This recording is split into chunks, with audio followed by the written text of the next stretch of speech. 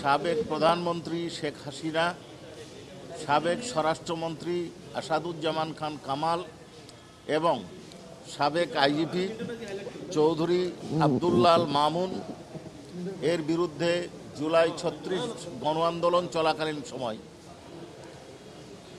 তাদের কর্তৃক যে মানবতা বিরোধী অপরাধ সংগঠিত হয়েছে, তাদের নেতৃত্বে যে মানবতা বিরোধী অপরাধ সংগঠিত হয়েছে, তাদের নির্দেশে যে মানবতা বিরোধী অপরাধ সংগঠিত হয়েছে, যে সকল মানবতা বিরোধী অপরাধ তারা সংগঠন ইচ্ছা করলে বন্ধ করতে পারতেন, তা বন্ধ না করে অব্যাহত থাকতে দিয়েছেন, তারই বিচারের সর্বশেষ সাক্ষী, ৫৪তম সাক্ষী এই মামলার তদন্তকারী কর্মকর্তা, তদন্ত সংস্থার উপপরিচালক জনাব মোহাম্মদ আলমগীর জবানবন্দি দেওয়া শুরু করেছেন।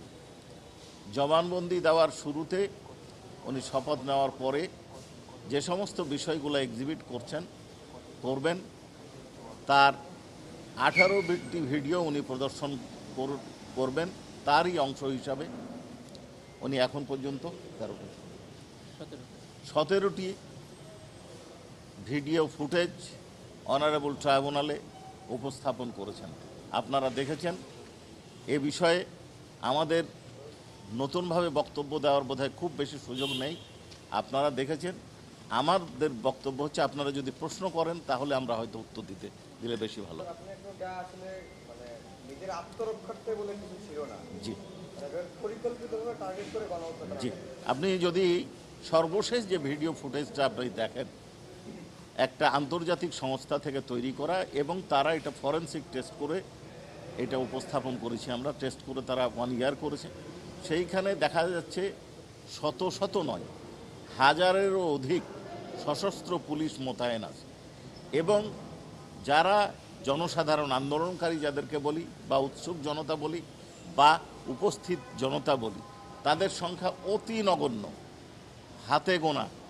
তাদের দ্বারা ওই সশস্ত্র ব্যক্তিদের জীবনহানি, জীবন নাশ বা জীবনহানি, জীবনের ঝুঁকি বা আহত হওয়ার কোনো ন্যূনতম সম্ভাবনা আপনারা দেখতে পাননি, আমরাও দেখতে পাইনি। তারপরেও ওই ভিডিও প্রামাণ্যচিত্রের তথ্য মতে 19 জন ব্যক্তিকে তারা নির্দয়ভাবে গুলি করে হত্যা করেছে।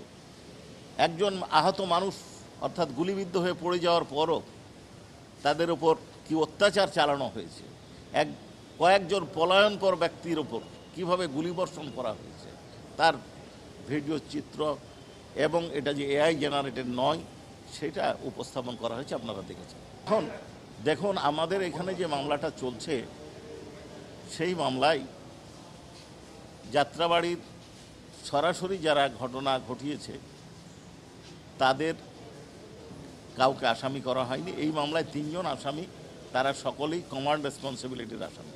এই মামলায় তদন্ত চলছে। একজ্যাক্ট সংখ্যা আপনাকে বলতে পারবো না, তবে 19 জনকে শনাক্ত করার বিষয়টা, অর্থাৎ যারা শহীদ হয়েছেন তাদের শনাক্তকরণের বিষয়টা, সেই দিনের 19 জনের বিষয়টা নিশ্চিত হওয়া গেছে।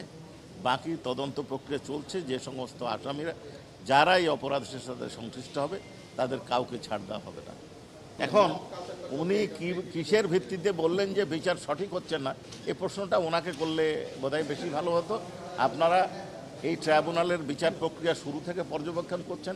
এইখানে কোনো অসঙ্গতি, অসম্পূর্ণতা বা বিচারে বাধার মতো কোনো ঘটনা ঘটেছে বলে আমি দেখিনি। আপনারা দেখে থাকলে বলবেন।